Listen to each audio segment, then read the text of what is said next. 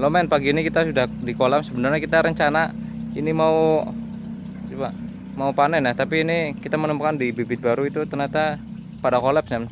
Pada kolaps, pada mati. Kolaps pada mati karena tadi malam itu hujan lebat ya. Sebelumnya itu siang harinya itu panas sekali, terik, dan tiba-tiba hujan, jadi kondisinya bisa berubah seperti ini men. Oke, pada mati coy ya. Ya mungkin pada berapa ekor yang mati ya. Nah ini kita harus segera melakukan perlakuan ya, kalau tidak akan bisa mati massal men ya. Kita akan melakukan perlakuan. Yang pertama itu coba kita kuras dulu ya airnya men. Kita coba kuras di situ, kurangkan airnya atau dikuras total ya, tidak apa-apa, tinggal ganti air men. Kita harus cepat ya, jika tidak ini bisa mati massal men ya. Seperti itu, pada mati, pada ngambang ya. Lakukan proses pengurasan air ya men. Ini harus cepat ya, kalau tidak terlambat 1 hari atau bahkan jangankan 1 hari, setengah hari saja bisa mati massal banyak sekali nih. Ini lumayan banyak ya, mungkin ada berapa puluh ekor nih ya. 1 2 ya, 3 4 5 6 7 8 9. Di sana juga ada. Nah jangan sampai telat teman-teman semua.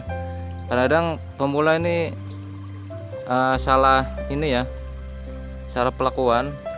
Kita pun yang sudah lumayan memiliki pengalaman pun kadang seperti ini ya, karena ini bisa terjadi karena suhu ekstrim pun bisa, karena ini kan suhu peralihan ya antara musim hujan dan musim panas ya. Jadi siang hari itu bisa terik sekali ya, panasnya bisa panas sekali di Brebes ya, dan sore harinya itu bisa langsung hujan men, tanpa tanda-tanda langsung hujan terus.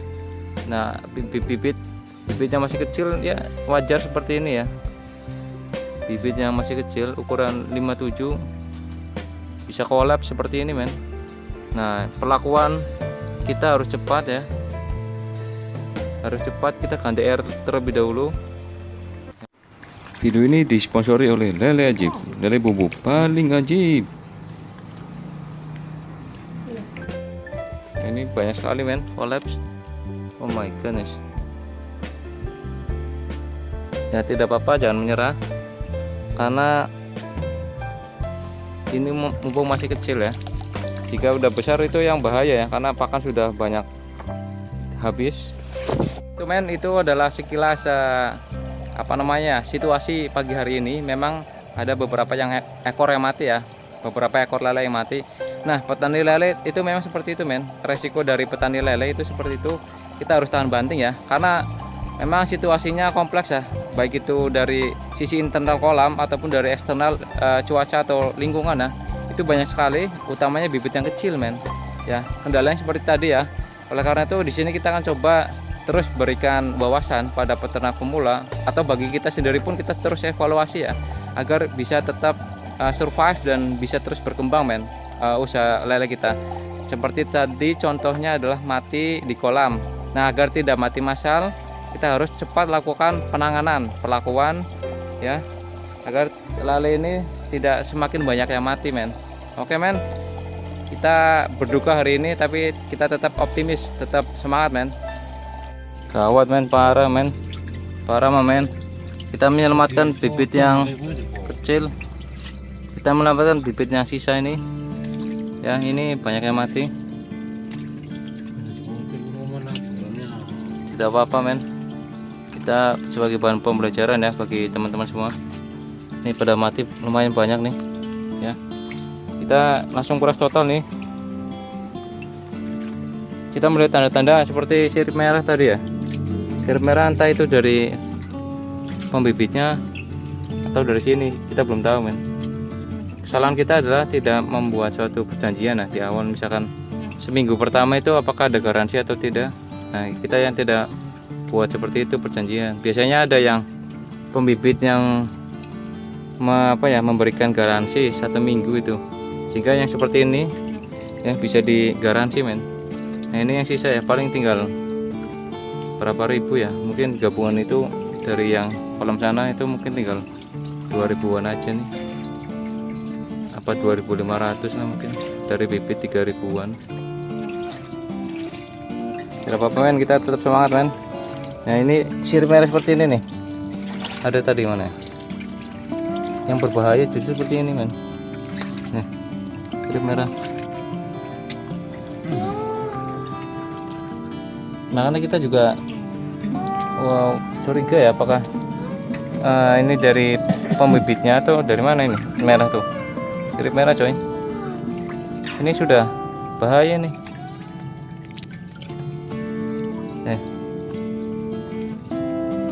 Ini harus dipisah nih,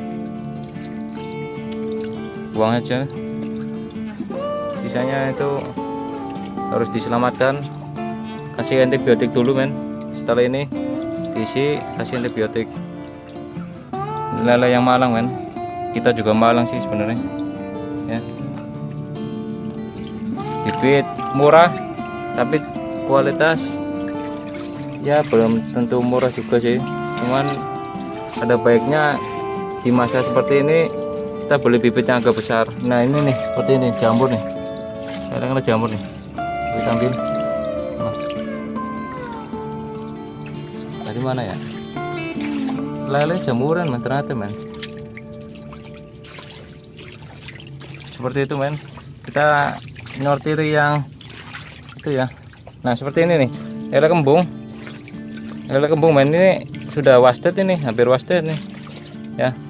Insangnya itu tidak benar ini, jadi kembung men, perutnya itu tidak benar nih. Bisa karena pakan atau bisa karena air juga nih ya men. Nanti mati juga nih, banyak yang mati, kolaps. Nah kita menyelamatkan ada yang masih bisa diselamatkan men, sisanya ya sudah wassalam. Oke men, tetap semangat men. Kita nanti wanti-wanti ya, beli bibit yang besar aja mending, walaupun agak mahal ya, yang penting bisa aman daripada bibit kecil patinya banyak men. Oh my god nih, begitu men. Biasanya kita beli yang gede, cuman pasar lagi agak lambat, jadi para pembibit pun mengurangi stok ya.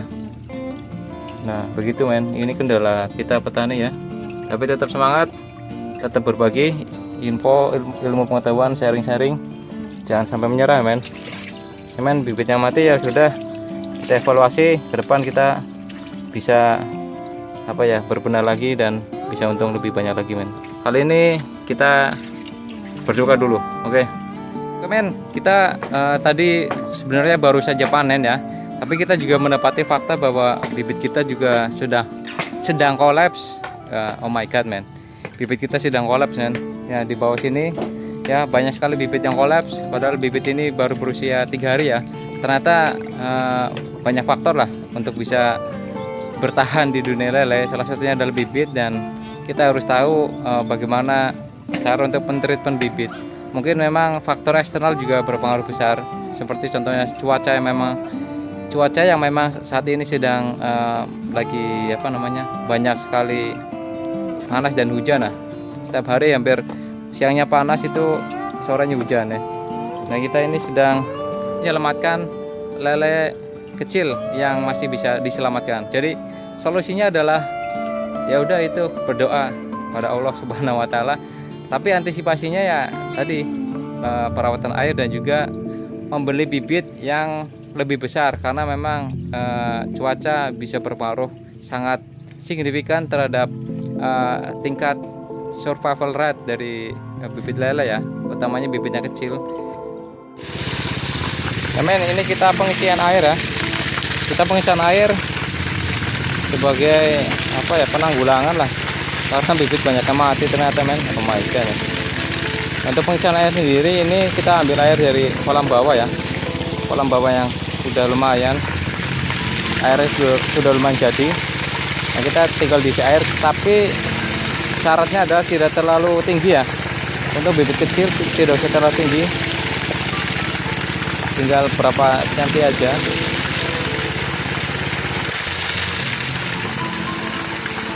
pengisian air men sebagai langkah penanggulangan akhir ya, sebelum kita tebar probiotik atau antibiotik aja sih, mungkin nanti antibiotik. Karena tadi ada yang sirip merah men, berbahaya sekali sirip merah itu ya, begitu men. Antisipasi untuk masalah yang lebih banyak seperti ini ya, penanggulangannya seperti ini.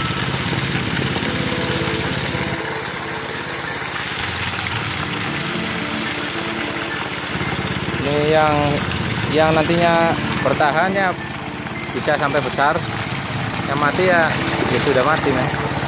Namanya kita berternak hewan hidup ya, ada yang mati ada yang enggak gitu. Mungkin air cukup sekian aja ya, kita sekian, tidak usah terlalu tinggi ya.